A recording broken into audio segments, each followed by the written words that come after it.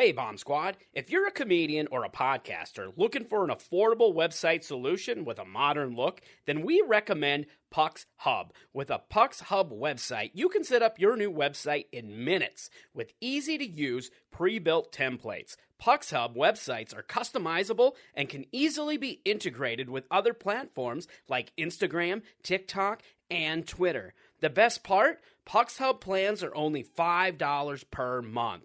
We use Puck's Hub for our website at the Art of Bombing podcast, and we think you should too. That's why we've partnered with Puck's Hub to offer listeners a free 60-day trial. Head over to puckshub.com to subscribe and use promo code AOBPOD at checkout for your 60-day free trial, and then pay only $5 per month after that. Take your career to the next level with your own Puck's Hub website today. Dan Bublitz Comedy Productions. Why Cheyenne, Wyoming loves Sarah Sawchuk. That's what's coming up on the Art of Bombing episode 279. My friend Dan, he's got a podcast, 'cause all comics need a podcast, and nobody had a podcast called The Art of Bombing. So Dan went out and bought a tape deck. Who knows why he bought a tape deck? Now podcasts don't get played on tape decks, but Dan is from the 80s. So hey there, all you funny jerks, come talk to Dan about your work. Tell him all about your worst times. It's The Art of Bombing.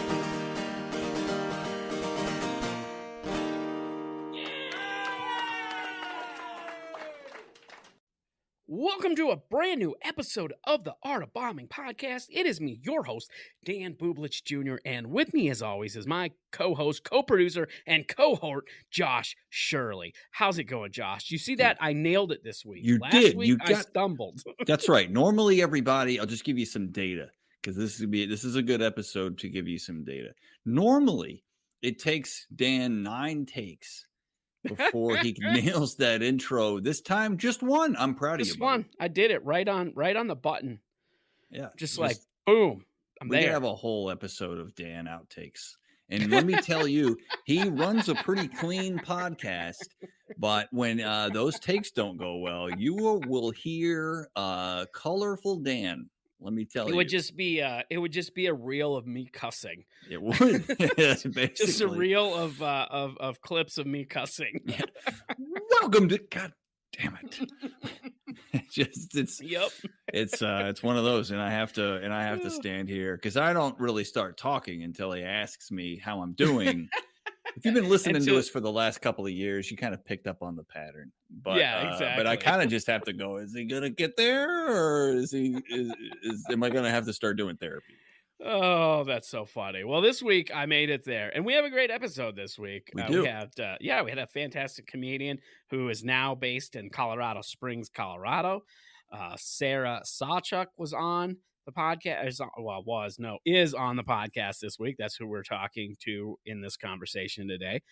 And there was a lot there, just a little preview of what we'll be talking about in this week's callbacks, because we talk about it with Sarah in this episode. Is, she uses a lot of she does some data tracking for her jokes to kind of to monitor and see kind of how they work in different areas.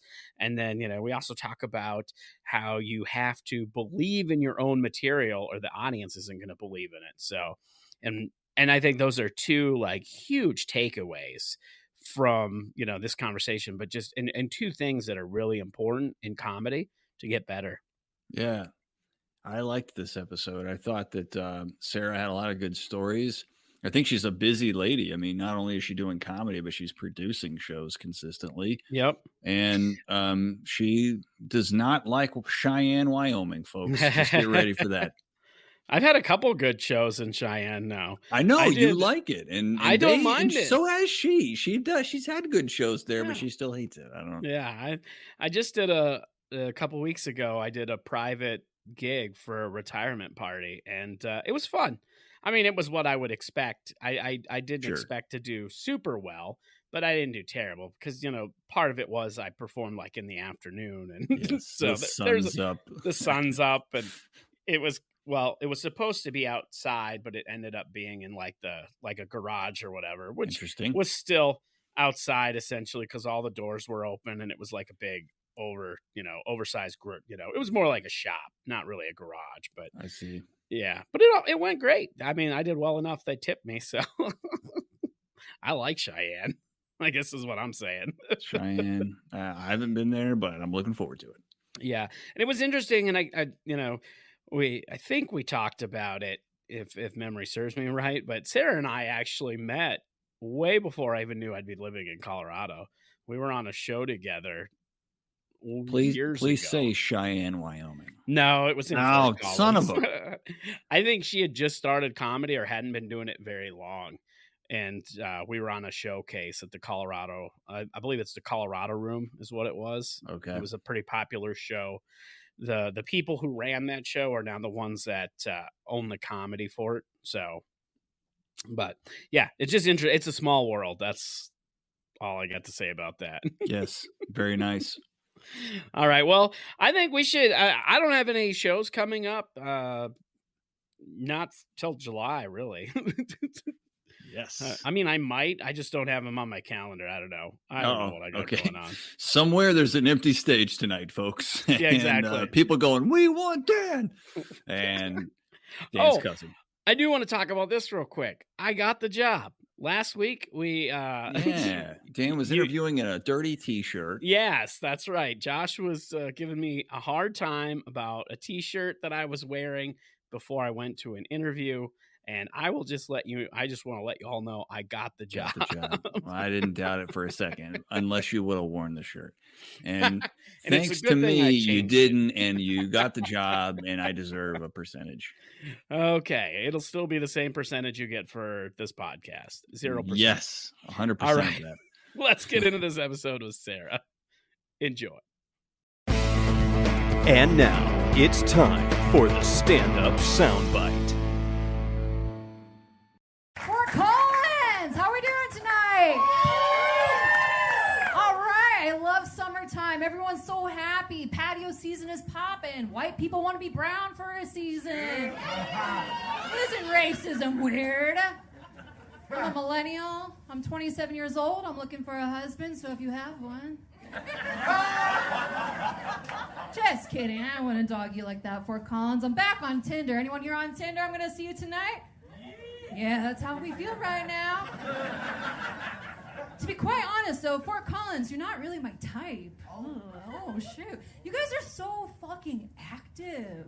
I swear to God. I swipe and I swipe and I swipe, and every fucking guy wants to go on a hike.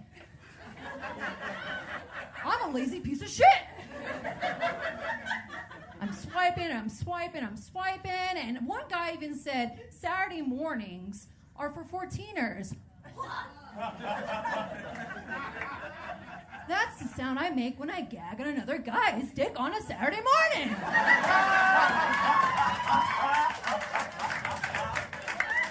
You know what I don't get, those? When a guy's like, I want someone who will laugh at my bad jokes. Would you laugh at my bad jokes? Yeah. Oh, okay. I'll swipe left on you, m'lady. But God, I really do love being in a relationship. I have this thing that I call a golden retriever attitude. Bear with me. I've got a shiny coat, food motivated. I'll wear a harness, but don't take me on a fucking hike. I'm like a geriatric golden retriever. I'm not like Air Bud. But I'm single. God. I'm like a Cocker Spaniel from like Lady and the Tramp, you know? It's like, I got my friends, I got my family, and then I see just some disheveled young men, and I go, you! Turn around. It's the art of bombing.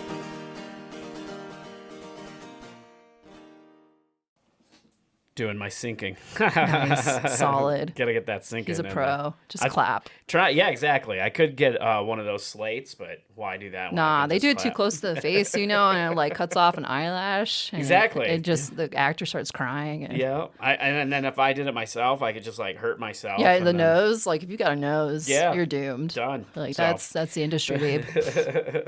That better be safer than sorry. Yeah, so just clap. Just clap it out. That's what I always say. It works. Just clap it out. Just clap it out. Instead of hug it out, it's just clap it out. You go in and you're like, that was a good hangman. 5 out of 5. Hope you're feeling better. Solid. Oh, that's great. So you come up all the way from the Springs. I didn't know you were living in the Springs. No one does. Did you live in Denver before that? I did. I've migrated. Are we allowed to curse on this? Or yeah. Okay. I would try and make it family. I don't know what children try are not listening to curse as much, but yeah, Fair. cursing's allowed. All right. I mean, so I started in Fort Collins in 2016. No, 2018 I started. And then I was in Fort Collins for 5-ish years. Moved down to Denver during the pandemic. I was laid off from my job, and I was like, it's a new me. New disease, new me. Let's go. So I moved down to Denver. I was in Denver for 2 years. And then I was accidentally booked on a show in the Springs, and I did that show. The producer thought then you just never moved back. I was like, this is nice. Like, I just never come back. They think I'm someone different. This is nice. But he thought he booked like a Comedy Works pro. Oh. He like mixed up the names, and he messaged me. He's like, hey, I meant to book this person. And I was like, you can still book them, but I'm here. And he's like, nah, someone vouched for you. You're good. So I performed in the Springs. I was like, I love it down here. And it's much bigger. And like I lived in Cap Hill in Denver, which kind of blows. It just blows. I have a friend that lives down there. It just blows. And so I was like, I've moved 19 times since I was 18. Oh, wow. So when I think a spot is good. Running from the law or just what? Running. Yeah, I mean, they don't know how to pronounce my last name, so they'll never find me. Sawchuk. They're like, that has to be made up. Nah. But I love the Springs. I love the scene. It's really cool. We just finished our first festival, the Manitou Comedy Festival. So that was kind of in the Springs? It's in Manitou Springs, Springs of sorts. But it's at this cool venue. Lulu's downstairs. How far is that from Colorado Springs? Oh, it's a hop skip over. Oh, okay. It's so funny because Colorado Springs doesn't have a legalized recreational weed, but Manitou Springs does. Oh, interesting. So I didn't know that when I signed my lease. Otherwise, I would have been like, I'm gonna move to Manitou Springs. Why would I move to Colorado Springs? So you can just drive like 20 minutes west outside of Old Colorado City, and you get recreational weed, bro. Oh, nice. It's so close. And who put on that festival? Were you involved with that? I was involved a little bit, but the main people involved were Nina Davis and C. Brennan, and they're good friends of mine. And I was kind of that third person when no one else could be trusted. They're like, Sawchuk, can you run the door? And I'd be like, yeah, I'm there. So we have this little trifecta, but those two are like big brains. Oh, nice. And I'm like, I don't want too much dependency on me. I'm somewhat reliable, but I want to be involved. So it was a very cool experience. Like, speaking of AJ Finney, before the episode started, he was my first headliner at Coachella. Like, he headlined my little group of people. Yep. And I remember, because he's never seen me perform. He doesn't know who Sarah Sawchuk is.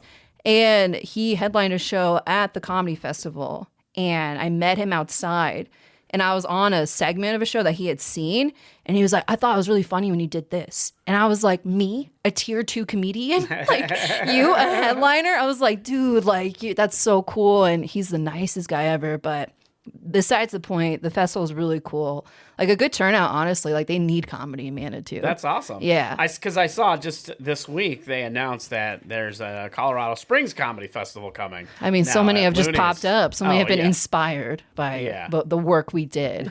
They were like, well, now we will press the post button because people have an interest. Well, let's pop off. No, they just waited to see if people would show did up Manitou to that. do well? Okay. Oh, people went? Okay. Okay, there's an interest.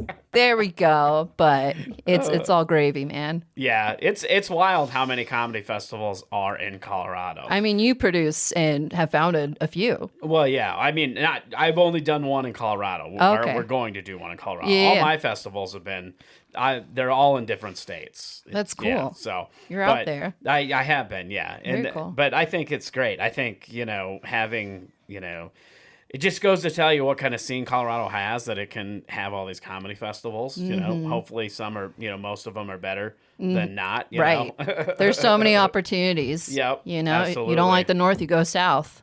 Maybe I'm echoing myself right now, Yeah. but that's very. But yeah, it was a good experience for all of us. It was kind of just like, we don't know what we're doing. We'll let it fly. Yep. Now we are aware of what we should be doing with it. Yeah. But yeah. it was cool. The first year planning anything that big, it definitely is like, it's an undertaking, and you have no idea what you're doing. No, like You we were know. just sitting with laptops on Canva. Like, I think we should create a poster for this.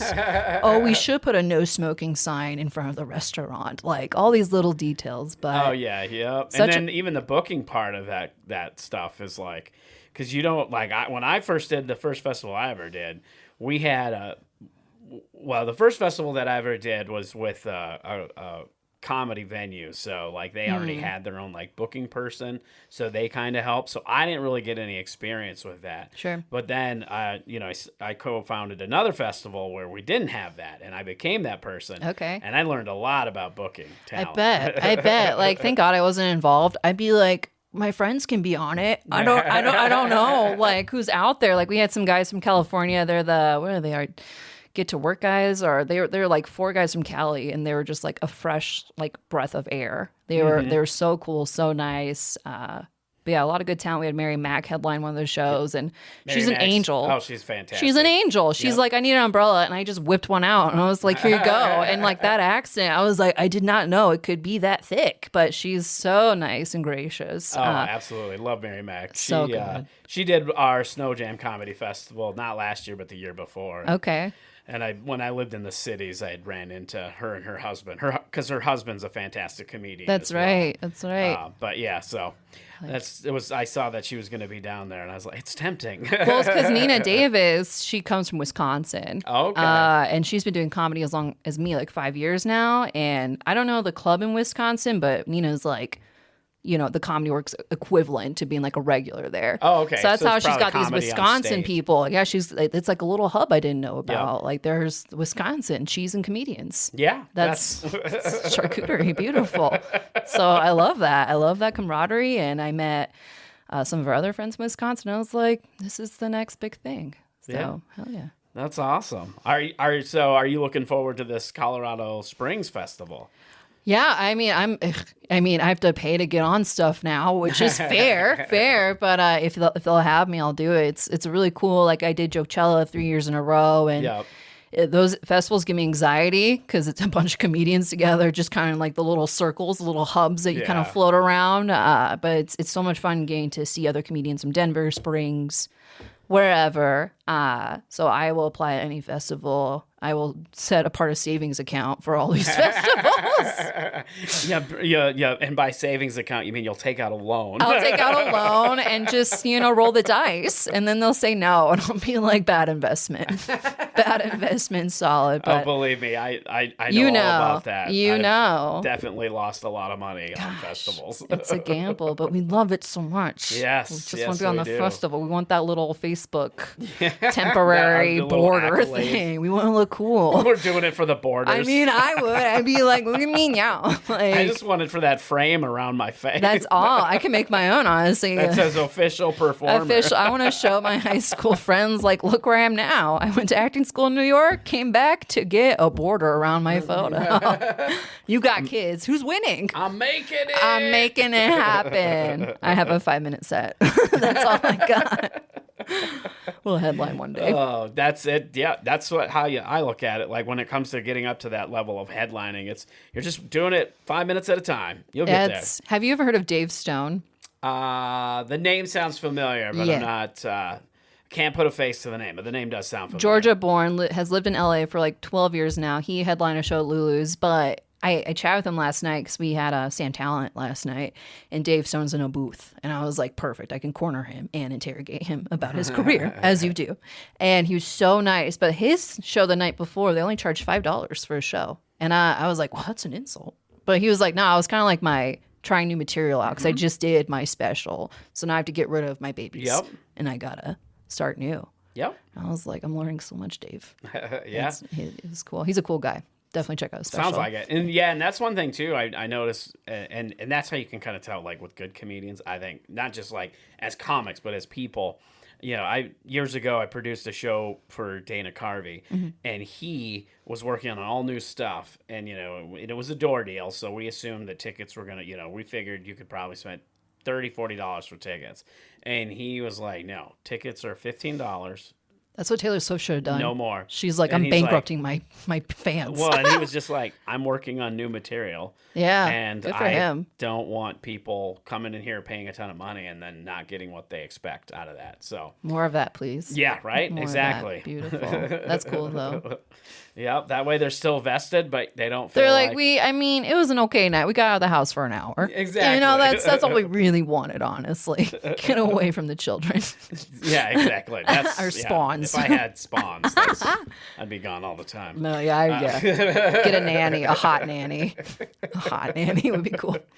Oh, that's funny. So you had I know you said that you helped with the festival, so I imagine you did a set at the festival. I did. Well, I hosted the New in Town segment. Oh, nice. Which has a bit of like a cowboy rodeo, like yeehaw, like kind of town feel. But we had it wasn't like fresh, like new talent. It was just more of like comedians that have been in the scene for like a year or less, but they still have, some years behind them. So I hosted it, and it was a ton of fun. A lot of good talent out there. We had some people that are like brand new to comedy, and this was the first showcase. Oh, wow. That's but awesome. It was at 4 p.m. Because we started these shows at like 4 p.m. and I have not done comedy before. I haven't done comedy before the sun has gone down and people are drinking more to be like, yeah, I think she's funny. Another rum and coke, But it was a good time, and the audience was super supportive, and they laughed, and that's all we want for our people. Yeah, right. Just so they laugh. But I did that, and then I did the complaint department, and that's hosted by John Bueno,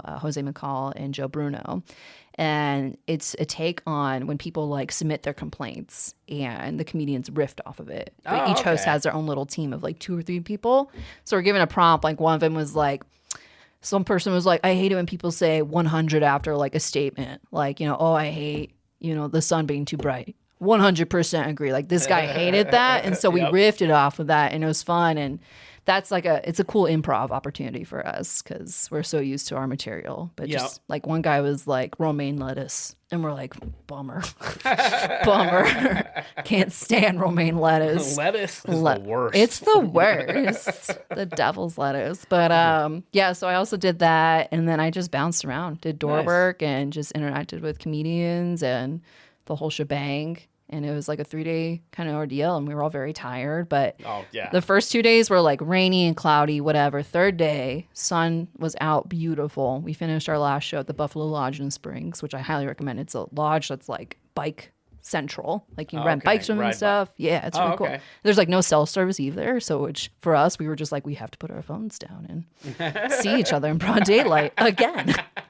And we have to actually interact. We have to interact with each other. We can't just scroll. And it was a beautiful like sunset ending to this festival, and we're looking forward to next year. Well, that's awesome. Congratulations. Yeah. Manitou's where it's at. All right. Well, I'll have to get down there sometime. For sure. We can use your expertise. You also produce a burlesque show too. Well, actually, I don't anymore. Oh. I went on my own endeavor. I do produce comedy shows now. Okay. And it was kind of like I quit my corporate job, and I was like, I'm going to be a comedian and an artist. That's what my mom and dad did with musicians and stuff. And I produced a production company called Sad Spaniel Productions. And I basically go to venues. I'm like, if you want a show here, here's my card. I have a whole roster of people. So I currently have 2 spots, one in Lone Tree at Rare by Grist and Phantom Canyon Brewing in Colorado Springs. Awesome. So we're getting that going. But it's a lot of work. It is a lot of I work. thought I was just going to be like type, like book a show. But it's like, you got to put in some work. Yeah, put in some work, man. Like, damn it, we fought for women's rights, and now I have to follow up. up. Bringing up the burlesque show, because I thought you still produced that. Nah, I did. I produced and emceed, and then we just kind of absolved that. Oh, yeah, okay. Because I used to do a show similar to that. Oh, It was cool. called Pulp Pinup, and it was a comedy burlesque show. Oh, So it was cool. like Yeah. comedians and burlesque. Yeah, no, it's a which- lot of fun. I have it so is a much lot of fun. respect for the performers. Like they always say, "I'm so brave, a woman with a mic," and I'm like, "You make that chair hot. I make it sweaty. Right. Like I don't know how you do it. Like I'm wearing a romper, I go in the bathroom and I take it off, and I'm naked in a stall, and I feel exposed. I could not dance by a bar top. Like that's Yeah. I commend them 100%. I mean, if you get enough alcohol in me, I can do it. Oh, for sure, for sure. I mean, yeah, there might be videos out there, whatever. But no, it was definitely a fun journey. So I'm grateful for the experience. Awesome. That's Yeah. awesome. Well, it sounds like things are going great, but we're going to get into what this podcast is about, and that's bombing when it doesn't go great. So I'd love to hear your bombing story. Yeah, I have thought about this long and hard, and this. So I performed in Michigan once at Mark Ridley's Comedy Castle. Have you ever heard of that Yep. place? It's very cool. Yep. It's the stage has like a medieval door that you come out of. Oh, And- wow. And I asked backstage, I was like, "Does someone open it for me?" And they're like, "No, you open it." And so I'm just like struggling to get this door, this thick door out. And like my brother came out with his wife, and I did a 10-minute set, I believe. And in the middle of the set, I get a heckler. Like this guy, like I'm talking about being like single and stuff, and this guy just pipes up and he's like, "Yeah, I like food too. Like I like everything you're talking about." And I'm like, "Okay, like good for you, sir." Good. And you can see the club manager just kind of like going back and forth in the back. And the reason why I consider this bombing is that I kept entertaining him. I didn't put the kibosh on him. The audience did like it. And from the AJ Finney podcast, it's like we're so hard on ourselves, but it's different in the audience perspective. Yep. But like, I think it's bombing. And so this guy just keeps heckling me throughout. And at one point, he was like, "You don't like me because I'm black. Is that it?" And it was just like, oh no. Oh my God. And so I see my brother over there looking at me, and he's never seen me do stand-up comedy before. And I'm like, oh my God, he's going to tell mom and dad. And my comeback was, well, I'm the only one with the spotlight on me right now. So all of you are in the darkness. All of you are black to me right now. And that saved the day somehow.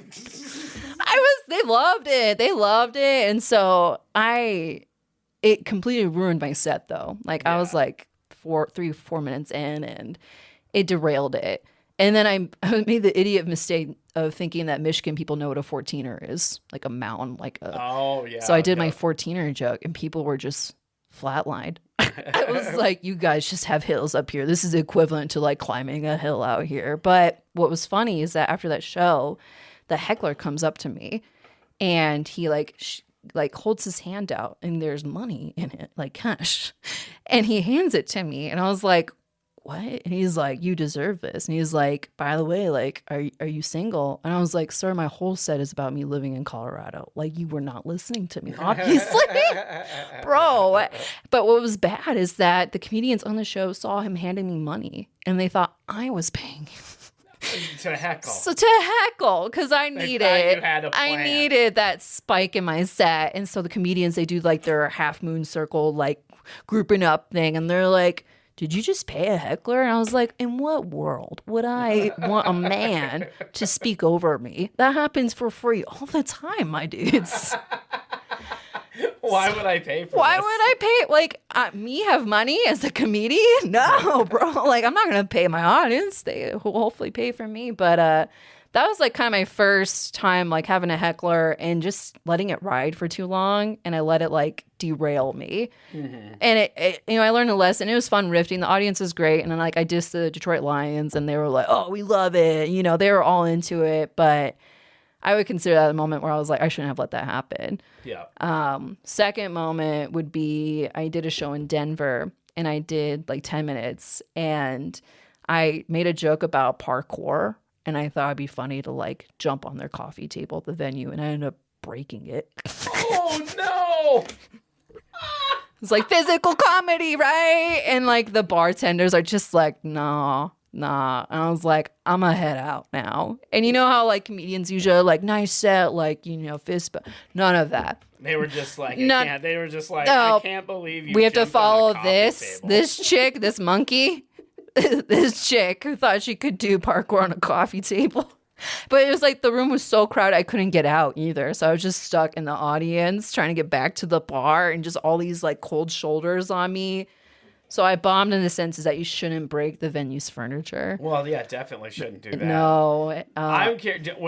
So you you jumped on it? I just did like a little okay, there's like a corner of the coffee table, and I meant to like gently tap on it and do a twirl because I have a background in dancing. Okay, so I thought I'd incorporate these skills that are useless apparently. And I ended up like just chipping off the corner of the coffee table. Oh, and you hear the resounding like, oh, like you hear the crack, and I have like 5 minutes left, and I tried to do the best I could, and I saw the host, and I was like, yeah, I think that's good. I'm gonna go pay for that table now and head home. That's the money I'm getting tonight will go to that table. So that was another example. Because I think it would have been funny if you did like jump on the table. And I basically, I just in half, like that would be just in half. Like, yeah, just imagine you're like parkour, and you just like splash. The coffee table. Yeah, like I planned for that, y'all. It's a fake coffee table. Had it cut in half, kind of just like straight up. Kind of like I pay for plants in the audience. Yeah, I tend, if I'm not getting good laughs, I just break something or I pay someone to like interrupt me, and I'm like, this is fresh, this is hip, this is fun, let's try this out. But yeah, everyone will remember that forever, and that's on me for sure. So physical comedy, but just keep it off. Did you pay for the table? Did you give him money? Or no, they didn't say anything. Neither did the host. I just it was probably already broke. It probably already was. Probably just glued it back together. They were like, ugh, another comedian. Like this little corner right here. It's just a victim all the time.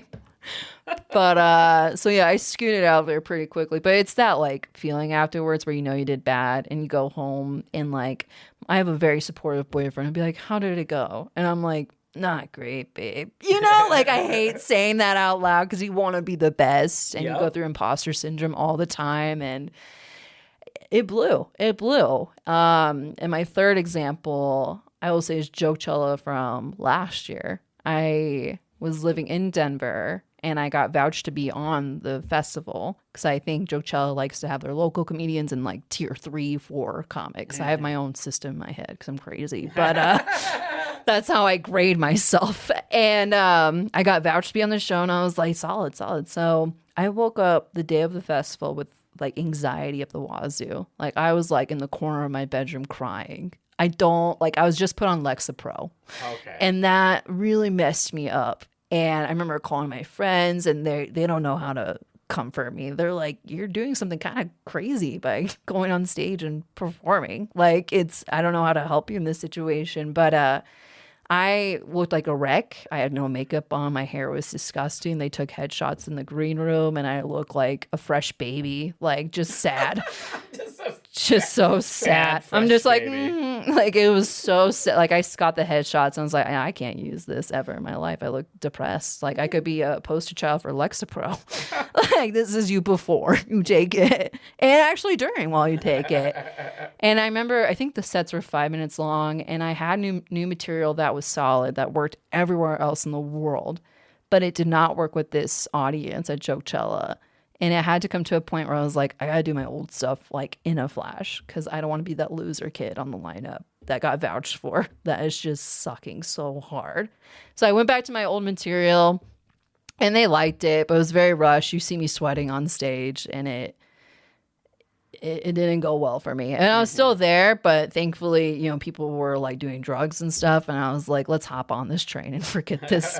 Stayed out to like 4 a.m. And it was fine from there. But those are probably like my 3 main highlights: breaking a table, having a heckler pay me, which is cool. Yeah. Because the travel expenses are wild going to Michigan.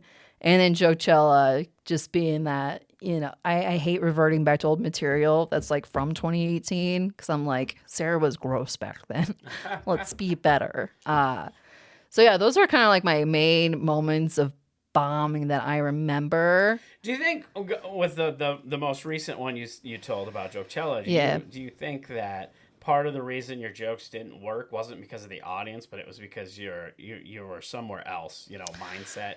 You know what I mean? Like, because you said that material was working everywhere else, but for whatever reason it didn't work there. That maybe the reason was because you just weren't able to perform like you were prior? Yeah, no, I think it definitely had something to do with that. And because, you know how it is, like, when you do stand up, it's like if you have one moment of doubt with a bit, like you just sink with it. And so if you don't bring it back up in time for the stage, like people can see you, like you don't believe your own stuff. Like we're not going to believe it. We're not going to believe it either. Yeah, you have to believe in what you're saying. You gotta, it's like a different persona up there, man. And like Comedy Fort has that little like hand stitch thing. You've performed there, yeah, like that's like don't fuck it up. And so on top of depression and crying all day, and I see that, I'm like, oh, my mother's here. Like I feel that presence. And so yeah, I definitely think it was a combo of both. And like I wasn't gonna mention this, but in Loveland I tend to not score with the audience as well. So I'm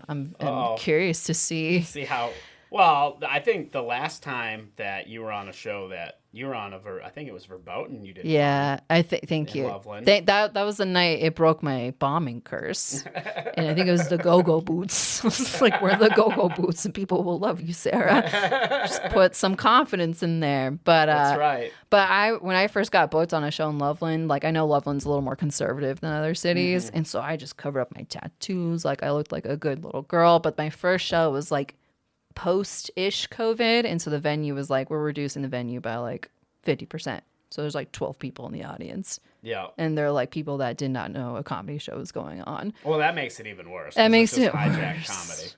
Comedy. Yeah. So nobody likes hijacked comedy. No, it happens at brewery shows all the time that I've done, where you see like, people having a good time, and the host goes, "Welcome to the show," and people are like, oh my God, like close out my tab. I will chug this and I will roll out immediately. That's like, just brew shows. Is there a patio? Is there a patio? Can we put this in the to-go cuppy? I don't know. Like, that's brewery shows. I used to produce a show a long time ago in Boulder at a bike shop. And Boulder is like the hardest crowd I've ever had to appease in my life. And like this bike shop was cool, but Boulder people, I'm born and raised Colorado, so I get the Boulder people, but they don't like to laugh because they have so much money where they don't need any more joy. They don't need any more They're joy. like, we're just judging now. We do that with every new resident here. You come to a comedy show, we're just going to sit with our arms crossed. But I remember I had like Nick Dean on a show once. I had Hannah Jones, and like they could not get a laugh out of this audience to save our lives. And I will never do a bike shop show again. That's for sure. That's for sure. People are serious about their bikes in Boulder. But apparently. But yeah, those are like my main example of bombing. Love it when I succeed. It's fantastic. It's fantastic. It's fantastic. Succeeding's the best. It's the best. No, I love it. And I love performing everywhere. I love performing in northern Colorado. I love the different crowds. I love the Springs crowd because they're rough. They're rough around the edges. And for some reason, they love it when I talk about Cheyenne, Wyoming in a negative light. Because if they don't get a joke in the Springs, I'll be like, Cheyenne, Wyoming got that. So if they got that and you didn't, they're like, yeah, you're right. We're better than Cheyenne. Or like Pueblo or whatever. But I always tend to shit on Cheyenne, Wyoming for some random reason. Do you, since you've lived in kind of these different areas, what do you feel like the biggest difference is between a crowd in Colorado Springs versus a crowd in Fort Collins? Yeah, okay, for sure. Springs is military. They got a lot of military families out there, couples. Then you have like rough around the edge, like guys who like drive their tractors around all day. It's a very kind of rough kind of crowd. Mm-hmm. And Fort Collins, I like to call this cute liberal bubble. Like when I came up here, joke tell after living in Denver, I was like, this town is so white and so like happy. They're very happy up there. You didn't realize that when you were living there? No, there? because I was one of them. And then I moved away and I was like, there's a real world out there, Fort Collins. But so I think Fort Collins, it's a college town too, so you have a mix of that. But I think the Springs is definitely more like rough around the edges. That's what I like. I like to push that envelope a little bit more. And Loveland is like the perfect mix between those two cities. It's like conservative, but they're a little forgiving, but they don't like certain material. And Fort Collins is very accepting, but it is like its own little happy bubble of like cute young couples that just graduated from CSU and decided to stay there forever. which I commend them, love it. But so definitely a difference in there. And then Denver is just like a hot, like it's such a wild mix of you don't know. Like there's a show where you get naked on in Denver, which Chris Wellman does a great job with that show. Like it's such a variety down there, so you never know what you're gonna get down there for sure. Have you done that show? No, I did it. The reason I ask is because when we were talking about the burlesque, you're like, I couldn't get up and dance. I was like, I couldn't tell jokes naked. I mean, I so think I could. I did a show in the Springs that Nina Davis produced, and it was a show where if you got a good laugh from a joke, she would ring a bell and you take off an article of clothing. And so a bunch of comedians and some drag performers did it. And it was so distracting. But it's like that bell, I felt like a dog for every time I was like being rewarded. Like I was just being trained to listen to this bell. But actually, the audience was being rewarded. I mean, really, if you get a laugh and then you have to take off a piece of clothes, I mean, that's a reward for them, not the performer. But like, I know it's like I tell a joke and I would just wait for that bell with like my ears perked, and I'd hear it and I'd be like, oh, now I have to take off a sock on stage. I'd almost like purposely try to bomb just so you don't have to do. I thought about it. I thought, you're just still fully clothed. And you're like, well, I won tonight. I'm the winner. But you know what's so demeaning is like when you're done with your set and you have to pick up all the clothes, because in burlesque they have a kitten to like pick up your clothes. But me, like wearing lingerie, like things falling out, I'm just picking up socks, and like I wore a cowboy hat for some reason. Just it's so demeaning. Just you're cold. Just go up there wearing like a full-on winter parka. Yo, I should have. I thought I wore plenty of layers, and I just did so great that night. Fortunately and unfortunately for me, the opposite of the art of bombing. That's funny. It was a good show, though. Highly recommend. It sounds like it would have been a fun show. It was fun. Now, when you have a bad set, how do you analyze your sets to improve or prevent, and to kind of figure out what happened so you can prevent it from the next show? Yeah, so when I have a bad set, like usually you do the thing where you put down your set list, and I will go through after a show and I'll put like the city name and like it's on the top of the page, and I'll be like, this joke did not work in this city that night. Doesn't mean I'll never do it again, but I'll be like, maybe that's not what they're driving with in this town, because maybe it's too close to home or something. But yeah, I'll start stuff that's like, this was good, this was neutral enough. So that's how I kind of like expedite, my set list after I'm done doing it. Or I'll be like, oh, I forgot this part. That's how I kind of like analyze it.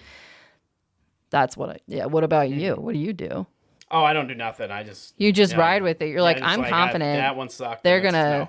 Here I am. I'm like, I do stress about it quite a bit in a corner. I don't do as much analyzing as I should, as far as like watching tape or listening to audio back. I should do more of that. Oh. But I've got a pretty good memory, and as soon as I'm off stage, I'm already analyzing the set. Right. And like when I have especially if I have a bad set, I'm already like, oh, I think I know. And even sometimes when I'm on stage in the moment and I'm like, oh, now I'm starting to bomb.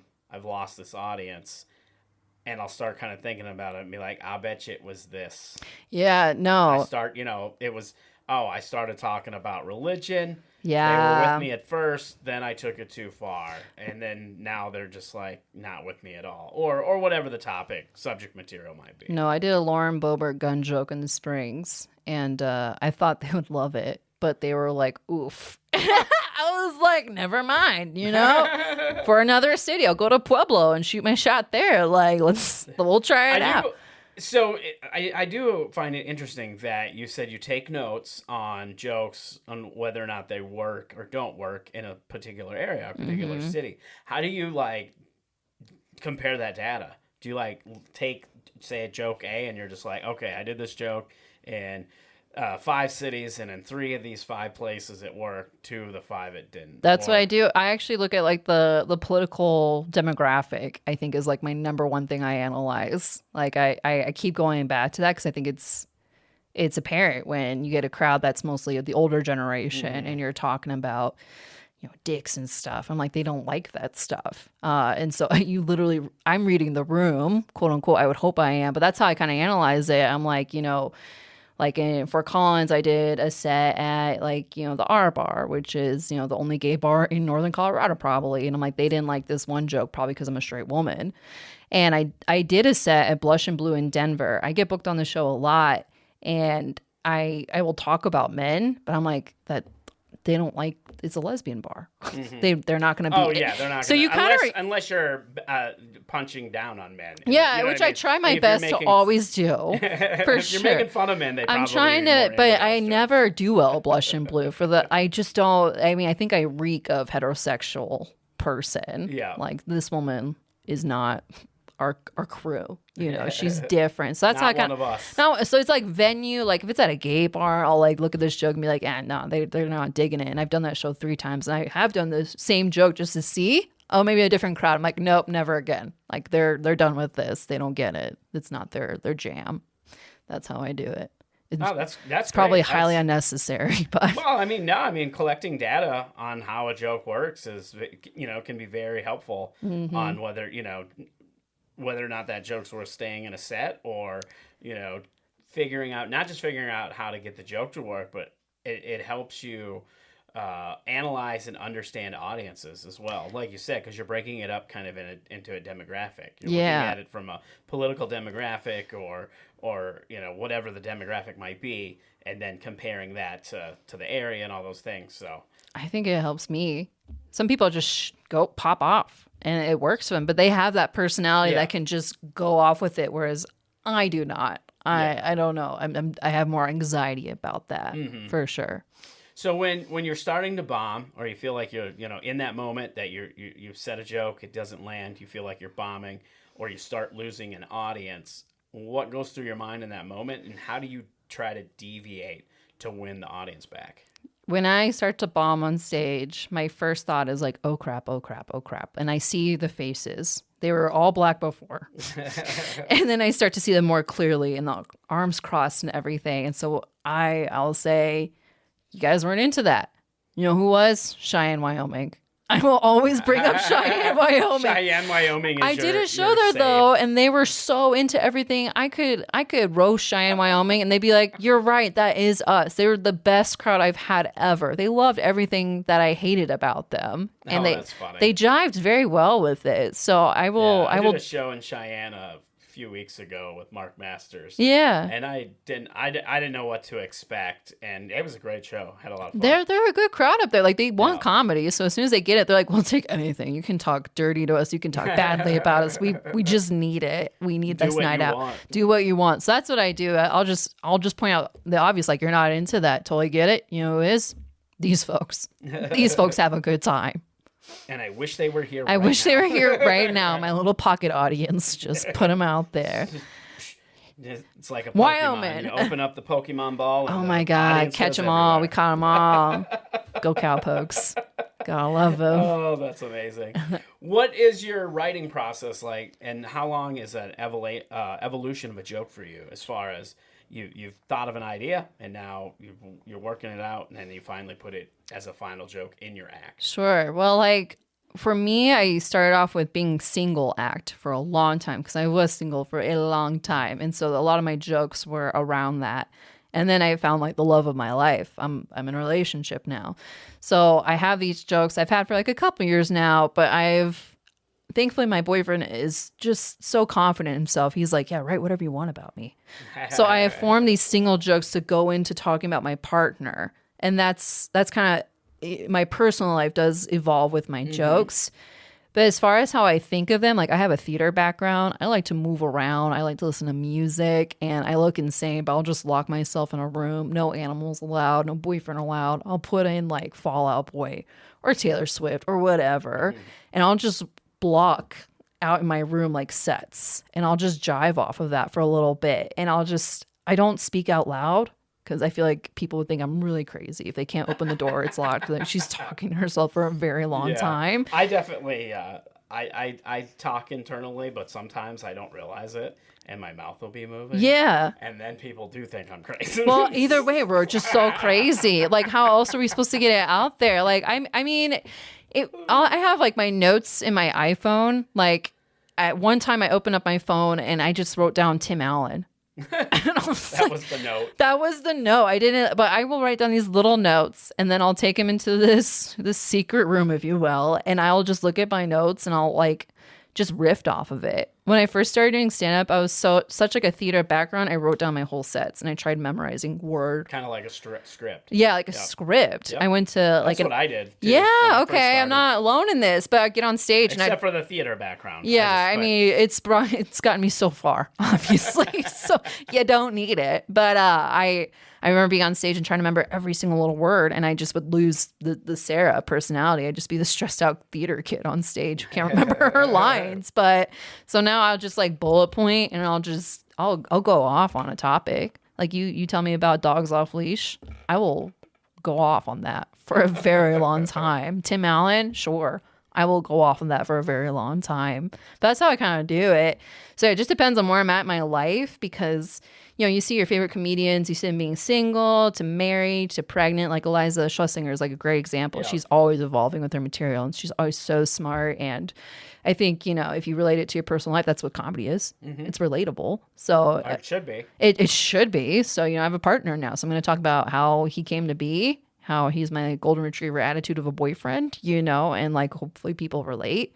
When I was single, I talked about the dating apps and people were into that. But I'll never get pregnant, so I'll never talk about having kids. But I will talk about how much I don't want them, you know, like people can relate to that. So that's kind of like my evolution and my crazy like walking circles in my secret room and just mouthing stuff into a mirror. Saying this looks fine. Wait, you have a secret room? Yeah, well, it's a second bedroom. It's a second bedroom. You know, two bedroom. It would be way cooler if it was a secret. Just like a secret in the back of the closet, like Narnia. You pull out a book and the bookshelf opens. That's the dream. Like the day I get rich from comedy, who knows? I'll just have a secret room no one else can get into. It's just, you know, soundproof. That's just where I go to her, and then you can speak out loud. Oh my god, what a luxury to just speak out loud your thoughts all the time. But that's the dream, is have a secret comedy room with just a mic. Secret room for rehearsing. Yeah, yeah, for sure. I mean, it would be a good idea to just rent out a rehearsal space, honestly, but that's money. Yeah, exactly. You know, I get paid $20 from a show. Go straight to a rehearsal. No gas tonight. Not even. Not even. I love it when I would travel for shows, they'd be like, you get an open bar for your payment. I'm like, I just drove 2 hours to get here. I don't think I can partake in the payment. Yeah, I have to be able to drive back. I need to go home. I cannot Uber at this point, sir. Yeah, not that far. Not that far. But yeah, no. And then to have to Uber back. Nah, and get your car. It's like the car ride of shame. They're like, yeah, did you have fun last night? I'm like, yeah, I did a comedy show and I got drunk at the bar. That's why I need your services now. 'Cause I'm 3 hours away from the Springs. Oh, that's wild.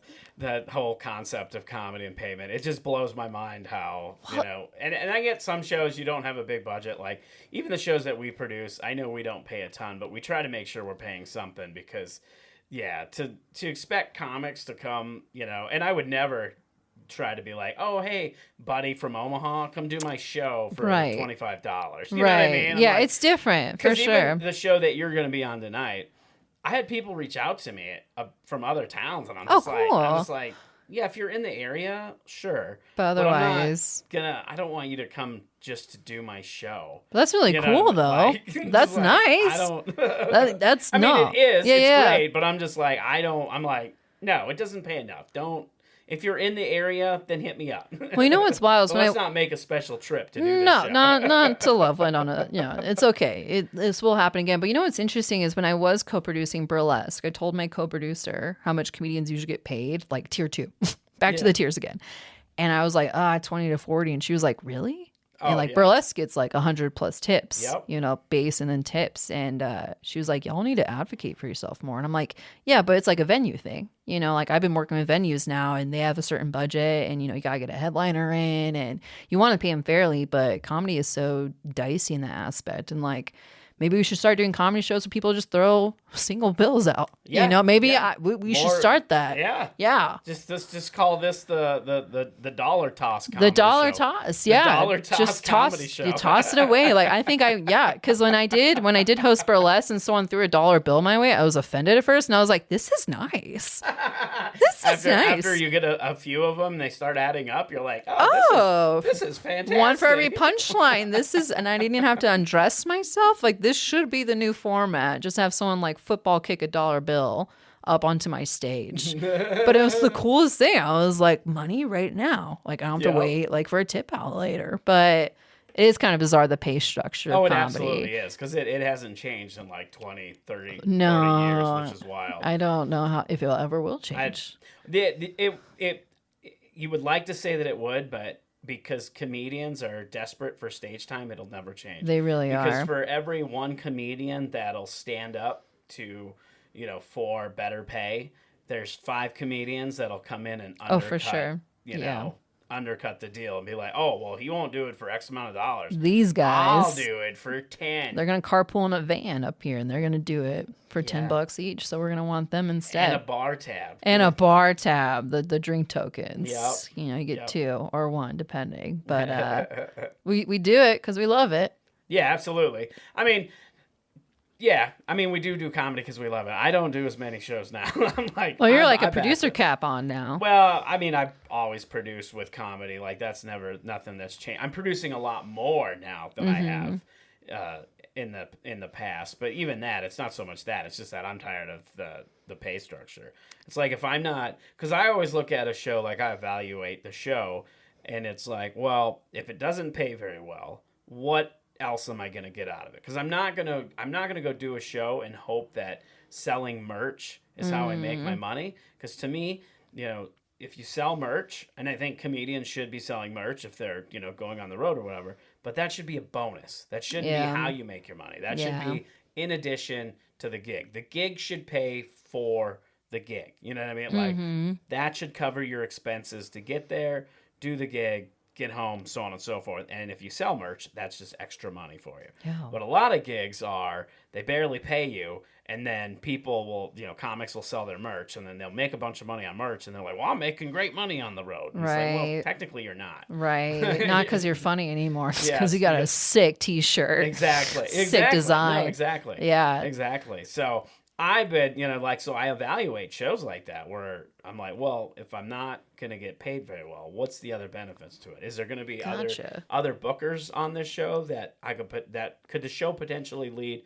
to other work? Is it more like an audition, or am I trying to get in with this producer or this booking company or whatever it might be? Like, oh, am I going to get a good, if I do this show for no money, but they're recording it, am I going to get a good tape on it? Things like that are other ways that I look to find value in a show before I decide to do it. That's usually I'm just like, yep, right away. Let's go. You want me to strip on stage? Got it. You got it. Just thirsty for stage time, apparently. It's so funny though, because I got asked to do that show where I stripped, and like at first I was ecstatic. And then I pull up in the parking lot. I'm like, wait, what am I doing here? What? Yeah, that moment of clarity. I'm like, when it was too late. I have to do what tonight? And it's funny because my boyfriend was next to me when I got asked to do that show, and I was like, hey, babe, like, what do you think of this deal? And he's like, I think it's okay. I support you, babe. I'm like, that's so nice of you. And he's like, not like always, right? I'm like, no, of course not. I don't even know where my boundaries lie, But then I did a drag show in Denver last summer. I was so excited to do it, right? But then you have music, you have choreography, like you have all these elements to drag. I remember pulling up like in full drag and being like, what am I doing again?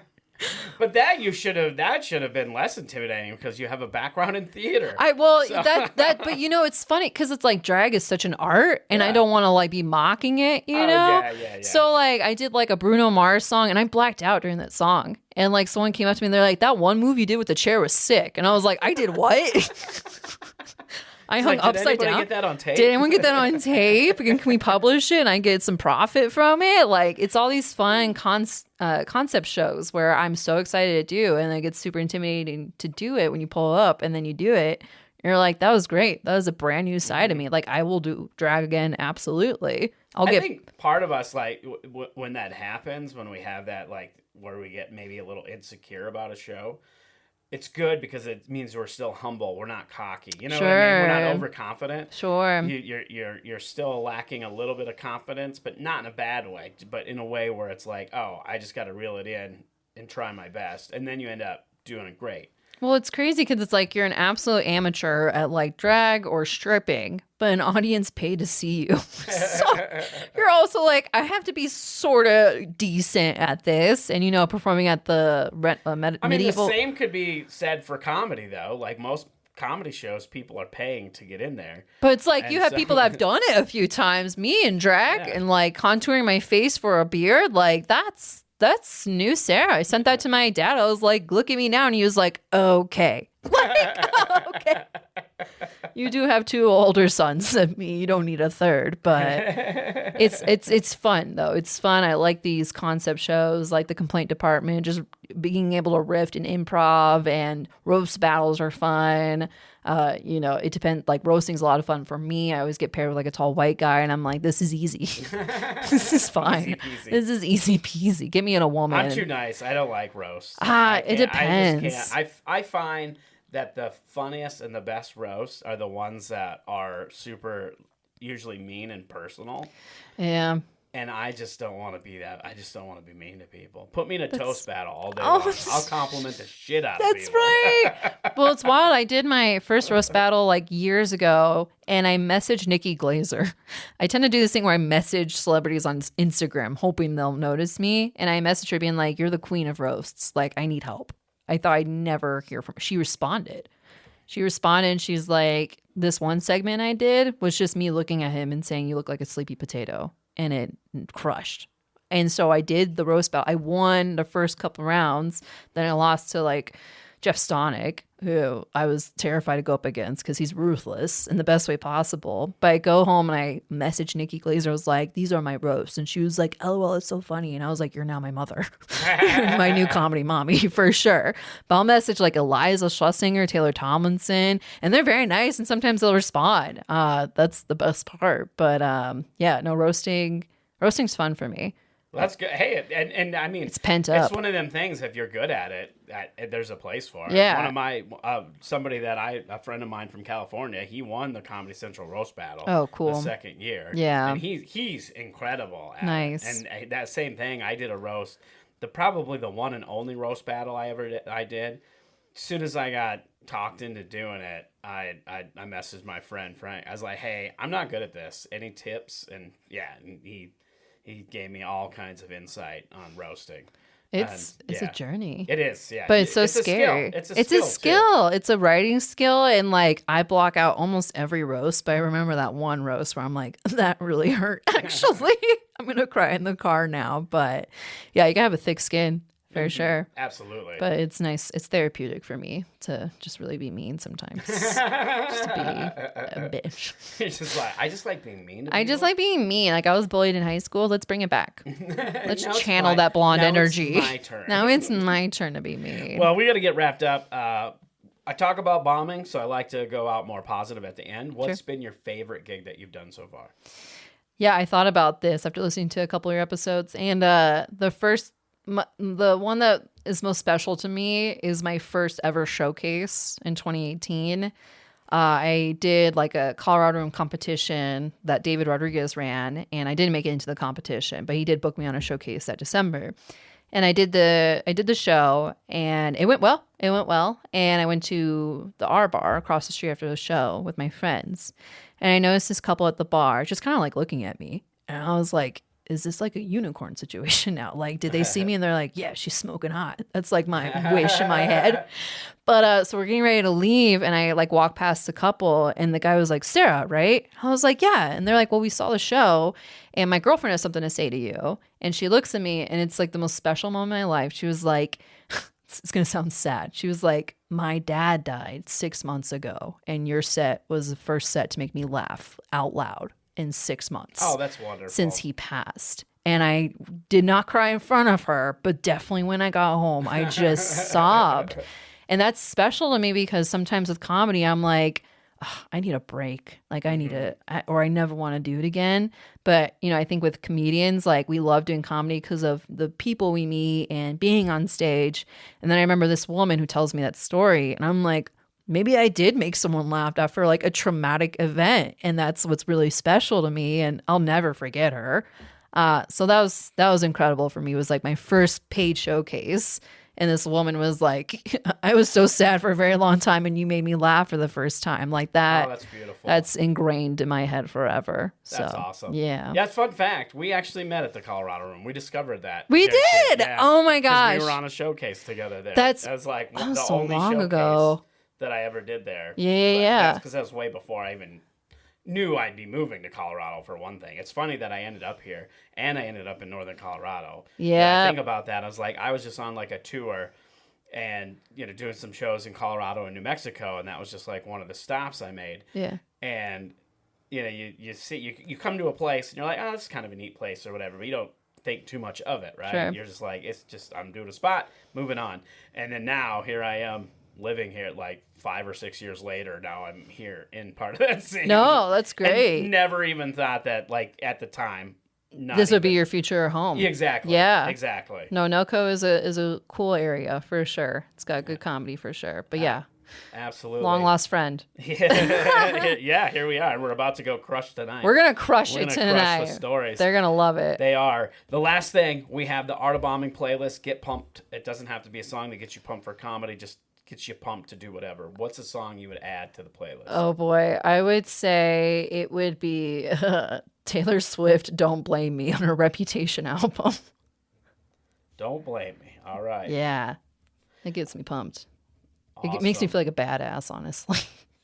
And final thing, where can people find you? Where do you want to direct people? I want to direct people to the gram. I don't do Twitter. Twitter has a weird feeling to me these days. I just got put on a 12-hour suspension. Oh, I Twitter saw today. that. Yeah, it's just, I don't know. I'm on Instagram. It's at Sarah the Comedian. Just made it simple as possible. That's where I'm at. I'm surprised that you were able to get that. What? Sarah the Comedian. Me Just too. 'cause it just seems like you think someone would take it? Yeah, exactly. Because before I was drunk and had saucy Sawchuk, and I was like, that doesn't sound good out loud at all. So at Sarah the Comedian, at Sad Spaniel Productions for my next couple of shows coming up. I'm trying to get all over the state, so I will come to your area eventually. Shout me out, and then just come follow me and see my wacky adventures. That's my closing line. Love it. She's crazy. Right. Thanks for doing this. Thanks, Dan.